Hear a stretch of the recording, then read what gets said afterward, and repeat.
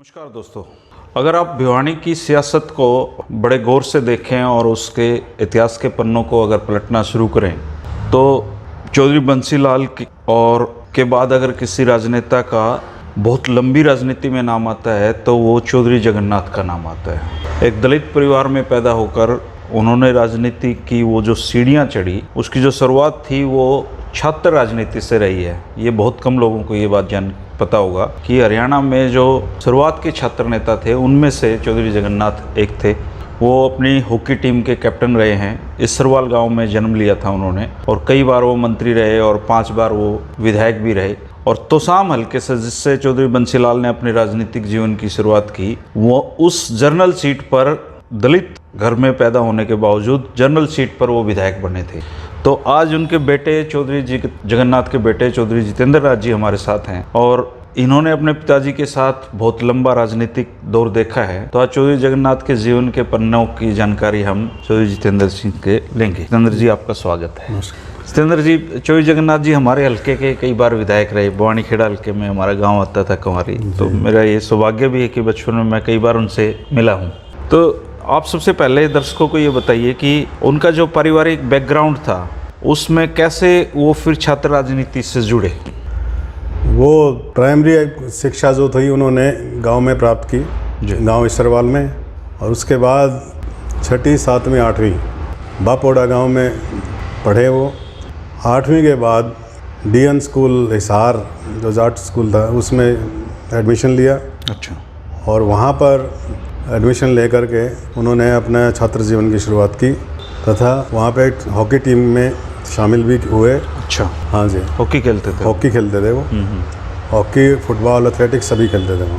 तो वहाँ से जब कॉलेज में गए तो गवर्नमेंट कॉलेज के अंदर उस हॉकी टीम के कैप्टन रहे। वहाँ पे जितने भी छात्र थे उन्होंने उन्हें स्टूडेंट यूनियन का प्रेसिडेंट भी बनाया वहाँ पे। अच्छा।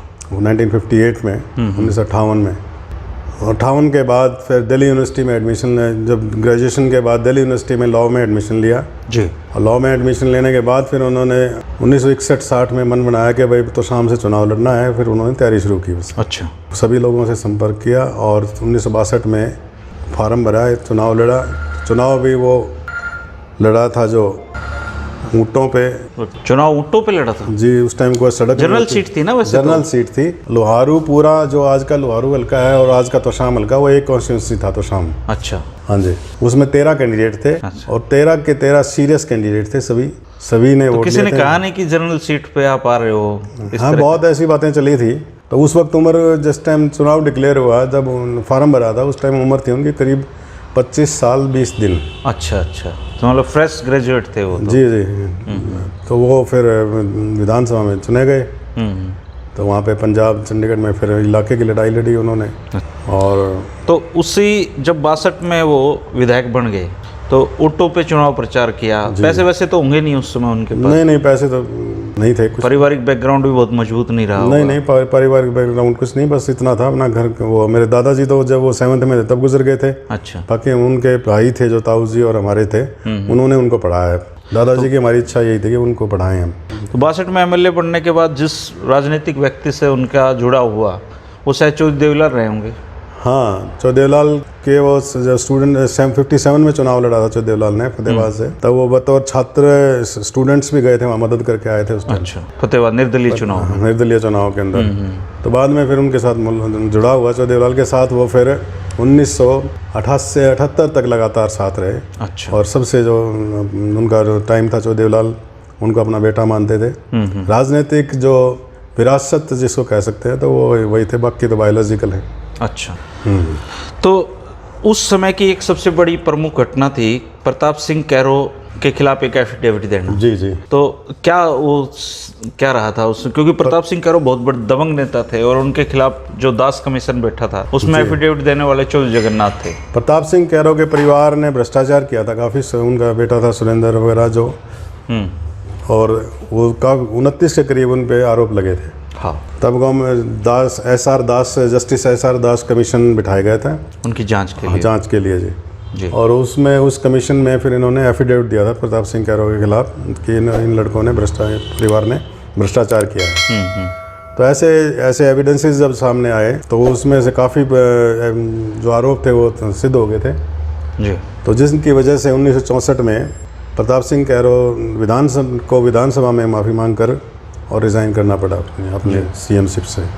तो ताउम्र वो हमेशा ईमानदारी की राजनीति की, उन्होंने कभी कोई संपत्ति अर्जित नहीं करी और यार दोस्तों में रहे, अपने ज़िंदगी जी उन्होंने। अच्छा, तो फिर वो 62 के बाद वो शिफ्ट हो गए भिवानी खेड़ा हल्के में, क्योंकि ये रिजर्व हल्का था। तो यहाँ से पहला चुनाव कब लड़ा उन्होंने?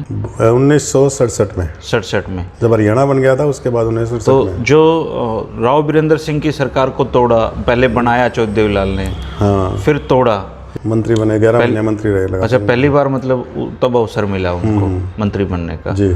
तो उसके बाद वो फिर 4 बार और भिवानी खेड़ा से हाँ, विधायक फिर बने 1977 में बने, फिर 1987 में, 1996 में। 96 में जी। तो उन्होंने अगर हरियाणा के मुख्यमंत्रियों की बात करें तो चौधरी देवीलाल के साथ काम किया, हाँ चौधरी भजनलाल के साथ काम किया जी, और चौधरी बंसीलाल के साथ राव भी काम वीरेंद्र जी किया के साथ। और राव वीरेंद्र, मतलब 4 मुख्यमंत्रियों के साथ उन्होंने काम बाकी किया। जो वीडी गुप्ता और ये आए इतने, इनके साथ भी किया? हाँ इनके साथ भी। अच्छा, दादरी से थे, मास्टर कम सिंह जी थे, उस सरकार में भी वो मंत्री थे? हाँ। अच्छा, चौधरी जगन्नाथ की जो काम करने की जो शैली थी, बताते हैं कि वो एक हार्डकोर पॉलिटिशियन थे और अधिकारियों से काम उनको लेना आता था। कोई ऐसा प्रसंग आपको याद है जब उन्होंने ऐसे अधिकारियों के साथ इस तरह का उनका टैकल कैसे करते थे वो उनको? क्योंकि उनके उदाहरण दिए जाते हैं कि वो अधिकारी उनकी बात को मना नहीं कर पाते थे। वो पहले कोई भी विषय जो उनके सामने होता था उसको पूरा गंभीरता से स्टडी कर लेते थे और रिसर्च करते थे उस पर, ताकि जब कोई अधिकारी उनको ब्लफ करने की कोशिश करता था या बहकाने की कोशिश करता था, इधर उधर की बातें करता, तब उसको झड़पते थे वो, चाहे वो IAS अफसर हो, चाहे कमिश्नर हो, चाहे कोई हो, तो उनको मिसगाइड और मिसलीड नहीं कर सकता था कोई। अच्छा, मिसलीड। तो दिस वाज द रीज़न। उनको यही पता होता था कि पैसा कहाँ से आएगा और कहाँ पे लगना है और कैसे स्कीम मंजूर हो सकती है। सड़कों पे काफ़ी काम किया जबकि 1962 में, हाँ ये सड़कों पे बहुत ज़्यादा काम किया। सड़कों पे 1962 में जब वो विधायक बने तब ये हिसार से जुप्पा रोड बनाया, बहल से तोशाम रोड, लोहारू से शिवानी रोड, ये सारी सड़कें उस टाइम बनाई उन्होंने, बीइंग अपोजिशन में होते हुए भी बनवाई। बाद में जिस तरह भिवानी खेड़ा के अंदर जब नहर सड़कों की बात आई तो 1970 में तो बहुत रिसोर्सेज कम थे, उसके बावजूद नलोई से लेके और सोरखी तक करीब एक बीचों बीच, पूरी कॉन्स्टिट्यूंसी के बीचों बीच एक सड़क निकाली पूरी बड़ी, जो आज भी स्टेट हाईवे बन चुका है जो, तो उससे पूरा हल्का जो था दोनों तरफ जो जुड़ गया फिर दोनों तरफ से। और जब वो लास्ट में जब एक्सपायर हुए, उस लास्ट जो उनकी टर्म थी उस वक्त तक भिवानी खेड़ा कॉन्स्टिट्यूंसी का हर गांव कम से कम 2 या 3 सड़कों से जुड़ चुका वो चौटाला सरकार में मंत्री रहे, तो सिर्फ भूपेंद्र सिंह हुड्डा और खट्टर साहब को छोड़ के वो तो वो बाद में ही बने हैं ना, उनकी डेथ के बाद बने हैं। सबके साथ काम किया उन्होंने, हुड्डा साहब डेथ के बाद बने हैं। हाँ। तो वो फिर जो ये भिवानी खेड़ा का जो था उसमें तो यही योगदान था उनका सारा। 78 तक चौधरी जगन्नाथ चौधरी देवीलाल जी के साथ थे। हाँ, 79 में चौधरी भजनलाल जी ने पूरा वो गेम कर दिया सरकार। यस।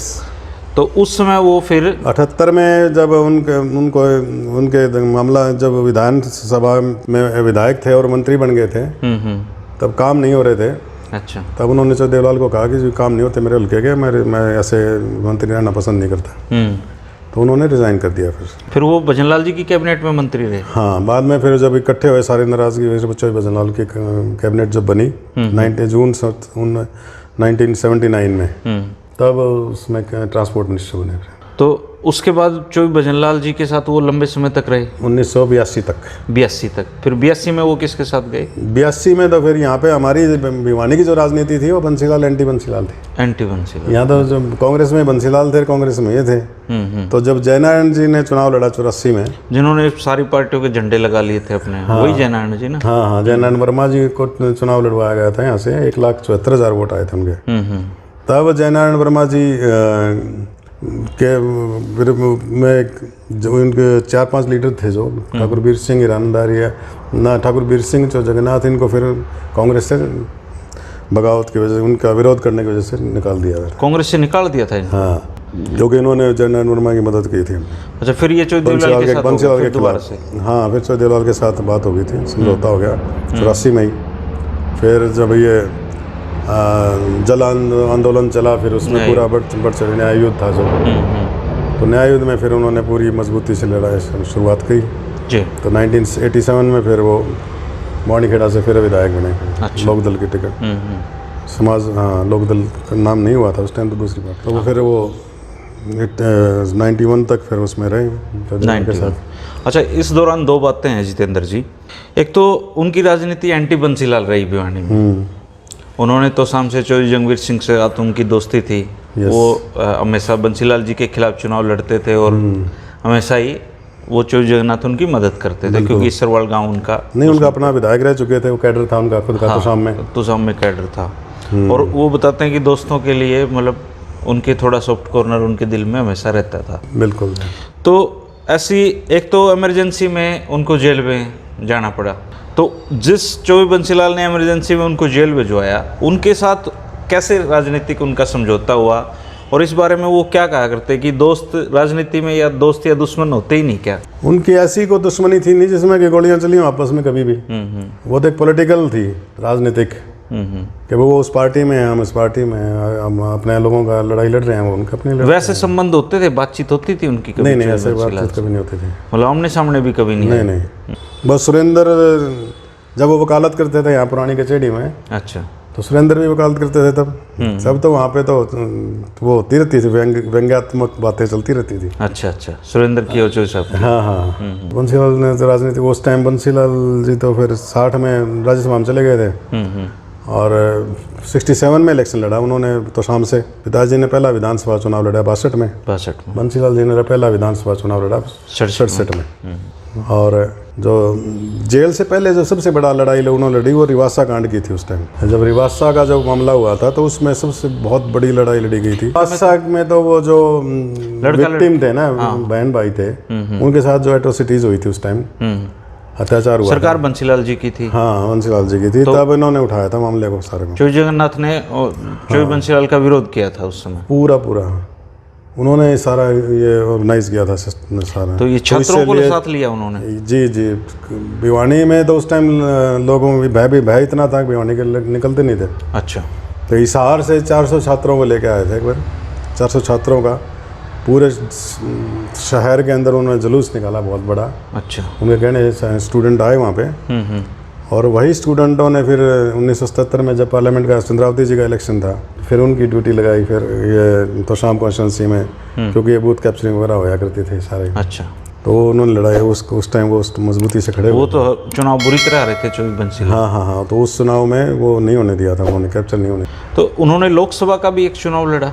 हाँ, 1971 में चुनाव लड़ा। चौधरी लाल एक ही चुनाव लड़ा मेरे ख्याल से लोकसभा। हाँ जी। 1971 का चुनाव लड़ा था। चौधरी लाल साथ थे उस टाइम। ये विशाल हरियाणा पार्टी से उस चुनाव चिन्ह वही था उस पार्टी का, सूरज ना। हाँ जी, सूरज का निशान था। तो जब 91 में वो उन्होंने फैसला किया कि वो चौधरी भजनलाल का साथ छोड़ के अविपा के साथ जा रहे हैं, तो चौटाला के, तो वो किसकी तरफ से पहल थी? वो तब तो आप काफ़ी मैच्योर हो चुके थे उनकी राजनीति। सुरेंद्र सिंह जी की तरफ से पहल थी, बंसीलाल जी की तरफ से ही थी। अच्छा।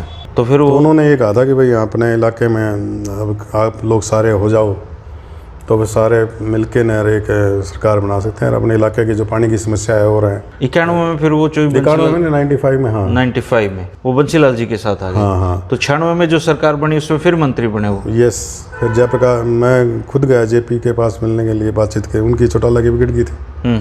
तो उन्होंने मेरे को भेजा वहाँ पे कि भाई जयप्रकाश से बात करो तुम जाके। तो मैंने बात की, फिर उन्होंने कहा कि भाई चौधरी साहब जैसा कहेंगे हम तैयार हैं। अच्छा। हाँ। तो उन्होंने भी फिर विकास पार्टी ज्वाइन की, जयप्रकाश जी ने। हाँ। फिर वो केंद्र में सांसद भी बने, फिर केंद्रीय मंत्री बने भी रहे।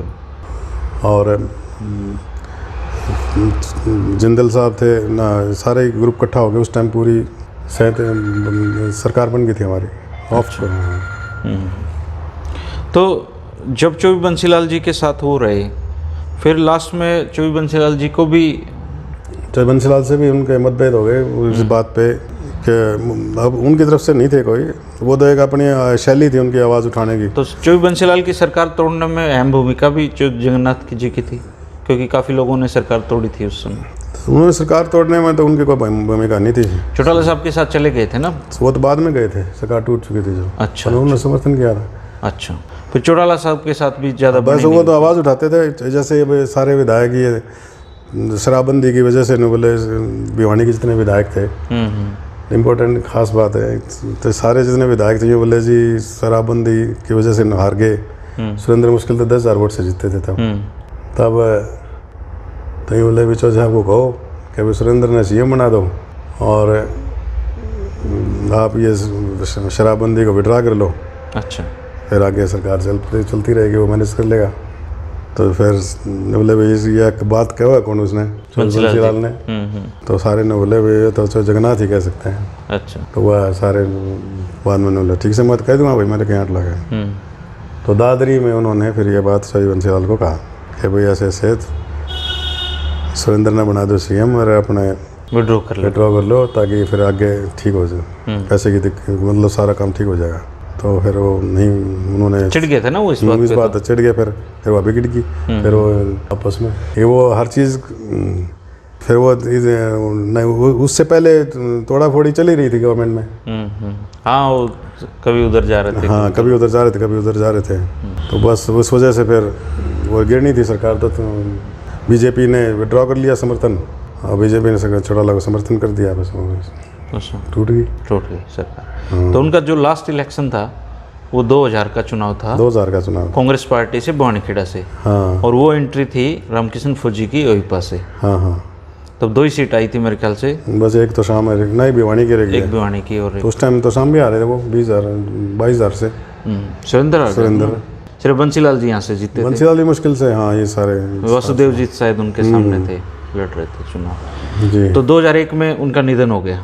हाँ 26 जनवरी को। 2-3 चीज़ें और मैं आपसे पूछना चाहूँगा कि जो वो धनाढ्य परिवार से नहीं थे तो उनके पास गाड़ी घोड़े कब आए, मतलब पहली कार आप लोगों के घर में कब आई? पहली कार हमारे घर में आई 1995 में। अच्छा, 95 में? हाँ 62 में चुनाव लड़ा और 95 में गाड़ी मिली? 95 में हमने चंदा कराया था सारा गाँव में। अच्छा, हाँ जी। तो जो तनख्वाह उनका थी वो रोटी पानी में चली जाया करती? तब तो विधान MLA की तनख्वाह ही नहीं होती थी। मेरी मम्मी टीचर थी, उनकी तनख्वाह से चलता था काम। अच्छा, रसोई का तो हाँ वो तो बताते हैं कार्य। तो वो तो पिताजी लास्ट तक बसों में ही चलते रहते थे। आपके घर में तो बहुत बड़े बड़े राजनेताओं ने खाना खाया है। हाँ मेरे ख्याल से हरियाणा में खाना सभी ने खाया है। हाँ, कौन कौन लोग आते रहे हैं आपके घर पे उस समय के बड़े नेता? इतना तो बहुत आते रहते थे, हम तो बच्चे थे। तो बाकी पब्लिक जो गांव के जो अपने इलाके के जो लोग थे, शहर के, मनीराम बागड़ी जी रात में सोया करते थे। हाँ बहुत आए मनीराम बागड़ी, तो मनीराम बागड़ी जी खूब, चौदेलाल मनीराम बागड़ी और पूरे चंद्रशेखर जी, ये सारे आए हुए। आम पब्लिक भी खूब आती थी उस समय। ज्योति वसु वगैरह, ज्योति मार्गे वसु आते थे, वो आए थे। अच्छा, हाँ आम पब्लिक तो 24 घंटे आती थी, चाहे वो सरकार में हो चाहे ना हो, क्योंकि वो जुड़ाव था। ये तो सभी कहते थे वहाँ चौटाला परिवार में, जो भी चाहे प्रताप सिंह भी, रंजीत भी, अबे भी, कि भी जो जगन्नाथ के हरियाणा में जितने यार आज तक हुए हैं, जितने थे, इतने यार दोस्त किसी लीडर के आज तक हुए नहीं। हम लगे रहते जो SYL का पानी है वो आया हिमाचल लेके आ सकते हैं हम। हाँ जी, हाँ जी। तो उस पर रिसर्च किया, उस पर सारे प्रदेश में गए हम। तो लोगों ने बड़ा इज्जत की हमारी हर जगह जहाँ भी गए। और किसी भी पार्टी क्या कॉन्सेप्ट हो, कैसे आ सकती है हिमाचल से? हिमाचल से तो वो ऐसे आ सकती है जी, भाखड़ा डैम से जब नदी निकलती है सतलुज, तो वो 13 किलोमीटर तक हिमाचल प्रदेश की टेरिटरी में फ्लो करती है, बहती है। तो हमारा कंसेप्ट ये है कि आप जो इन्होंने पुराने डिज़ाइन की हुई है वो पंजाब से की हुई है।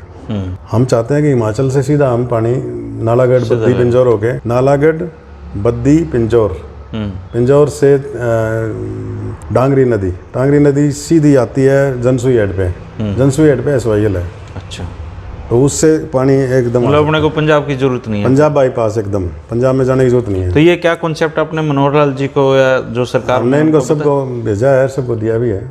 तो क्या कुछ है? तब इलेक्शन से पहले तो सारे यहाँ भरे थे, उन्होंने इस पे कोई संज्ञान ले नहीं रहा था। यही उनको दिया था, सारे थे अधिकारी भी थे, सब थे, सभी ने इस बात से कोई डिस्प्यूट नहीं था कि भाई ये नहीं बन सकती है नहर। बन सकती है, बन सकती है। हमने तो कॉस्ट एस्टिमेट्स भी निकाल के दे दिया हमारी संस्था। कितने में बनेगी ये? मैक्सिमम 4,000 करोड़ रुपये में लगेगी।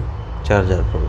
हाँ, जितने ये अब ये रिपेयरिंग के नाम पे हरियाणा प्रदेश के अंदर बना रहे हैं ना, कभी पाइप बना लगा दो और लगा दो, अंडरग्राउंड पाइप कर रहे हैं, सीमेंटेड बना रहे हैं, तो उसकी जरूरत नहीं है। जब पानी होगा तो नहरें तो पहले चलती थी, कच्ची भी चलती थी सारी, सुंदर वगैरह थी अपने, और उससे तो वाटर लेवल भी ऊपर, वाटर लेवल भी आ जाएगा। अब इन्होंने पक्की की हैं बहुत ज़्यादा, कई हज़ार करोड़ रुपए लगा के, लेकिन जब पानी ही नहीं होगा तो यूटिलाइज नहीं हो पाएगा वो, नहीं हो अब 1000 फुट से नीचे पानी चला गया साउथ हरियाणा, मतलब 68 ब्लॉक्स में। तो वो उस पानी को रिचार्ज करने का केवल एकमात्र तरीका है। अब सारा पानी वो अनयूटिलाइज होता है, पंजाब के पास भी सिस्टम नहीं है उस पानी को यूज़ करने का जी, और वो सारा पाकिस्तान हो गया अरब सागर में चला जाता है। पंजाब तो कहता है उनके पास पानी ही नहीं है इतना फालतू। पंजाब के पास इंफ्रास्ट्रक्चर नहीं है, क्योंकि पंजाब तो पानी 14 लाख ट्यूबल हैं, डीप ट्यूबल इलेक्ट्रिसिटी के, वो उनसे पानी निकालते हैं। हर वहाँ पे पंजाब लगाएगा कहाँ पे, पंजाब के पास तो खाड़ ही नहीं है। अच्छा, सब ग्रीन रेवोल्यूशन के बाद उन्होंने बिल्कुल रजबाए, कैनाल्स, उनका तो यूटिलाइज ही नहीं कर पाते वो, क्योंकि वो खेतों के अंदर लोगों ने खाल ही नहीं बना रखे, नहरी पानी यूज़ नहीं करते, वो पानी मीठा है, तो इसलिए इतने सालों में वो सारे डिफंक्ट हो गए। अच्छा, रजबाया जो 26 फुट का चौड़ा था वो 6 फुट का रह गया, पानी कहाँ से आएगा? हाँ, अब रिहेबिलिटेशन में नहीं तो उनका तो फिर ट्यूबवेल से ही चल रहा है काम सारा? ट्यूबवेल से, टोटल ट्यूबवेल से, वो ट्यूबवेल की वजह से वो 450 मीटर चला गया डीप। तो फिर पानी देने में उनको क्या दिक्कत है? किनको? पंजाब को। सिर्फ पॉलिटिकल मुद्दा है इसलिए? ये सिर्फ पॉलिटिकल है। ये जो किसान यूनियन जो कर रहे हैं ना आजकल आंदोलन, इन किसान यूनियन का भी इशू यही था। किसान ये राज्यपाल वगैरह है, आप पूछिएगा उनसे, उनसे बात करो तो उन्होंने आंदोलन किए हमेशा पंजाब में SYL के ऊपर।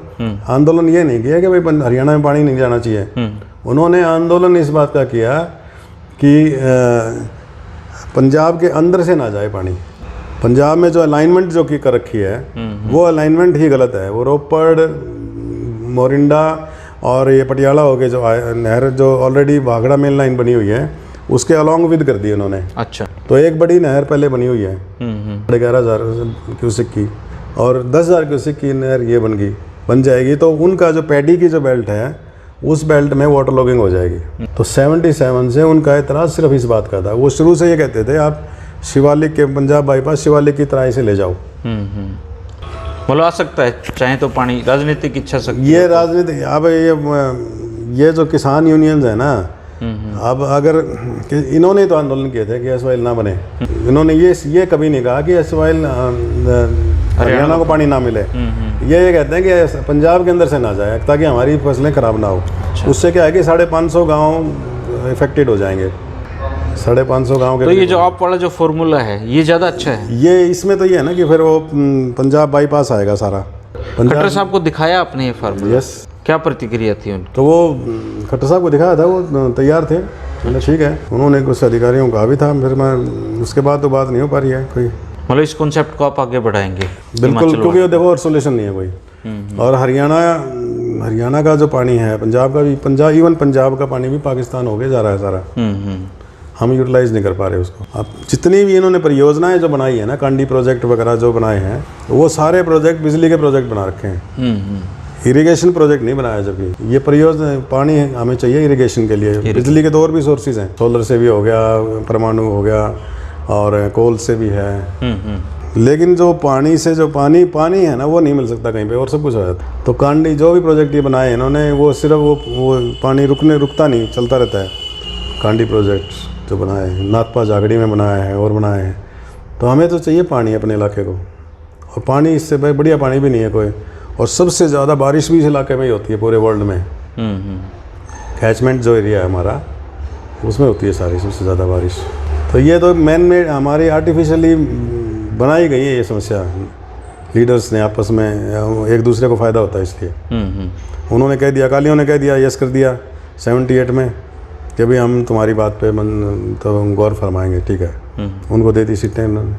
86 में जब से सरकार भंग हो गई थी, और 86 के अंदर पंजाब अकालियों ने कहा कि भाई ठीक है, हम तुम्हारी बात को हम मानते हैं, और जो तुम कह रहे हो ना, जो जिस वो पंजाब बाईपास से हम वहाँ पे करेंगे प्रपोजल पे काम। तो बाद में जैसे ही सुरजीत सिंह बरनाला बने, तो सुरजीत सिंह बरनाला CM बनते ही ये राज्यपाल हो गए उनके पास, कैसी जो वो बात हुई थी उस पर करो आप। तो ये मना कर दिया, बोला नहीं, जो नहर पहले चल रही है 1982 में बनी थी, इंदिरा गांधी ने किया था 80 में उद्घाटन, उसी को बनाएंगे। उससे फिर क्या हुआ, उस पे जितनी भी किसान यूनियन थी और all India Sikh student federations थी, विधायक थे वहाँ के, MP थे उस इलाके के, सारे विरोध में आ गए। सारे विरोध में आने से वो मूवमेंट इतनी ज़बरदस्त चल पड़ी वहाँ पे, तो जिससे कि वो चीफ इंजीनियर की डेथ हुई, मारा गया। और 22 के करीब वो SYL पे काम कर रहे थे मजदूर, वो मारे गए। और प्रकाश सिंह बादल ने 5 सितंबर 1986 को जाके लुधियाना में के पास रैली थी, उसमें जाके बोला कि साढ़े को पानी ही नहीं है तो देवांगे, जो कि पानी है उनके पानी की कोई कमी ही नहीं है जी, पानी उनसे लेना भी नहीं हमने, पानी तो अपना अलॉटेड है 1955 से, पानी तो अपने पास 1955 29 जनवरी को अलॉट हुआ था, वो बेकार जा रहा है, अपना पानी बेकार जा रहा है जी। तो बादल और का तो फायदा होता है इस बात से, इधर ये लेते हैं। अगर आप जितेंद्र जी से कोई सवाल पूछना चाहते हैं तो मैं इनका नंबर स्क्रीन पे दे दूंगा, आप जी चौधरी जगन्नाथ से संबंधित कोई सवाल हो तो आप इनसे पूछ सकते हैं। और जितेंद्र जी से मैं निकाला इसके लिए आपके बहुत शुक्रिया। बहुत बहुत धन्यवाद आप सबका हमारी तरफ से।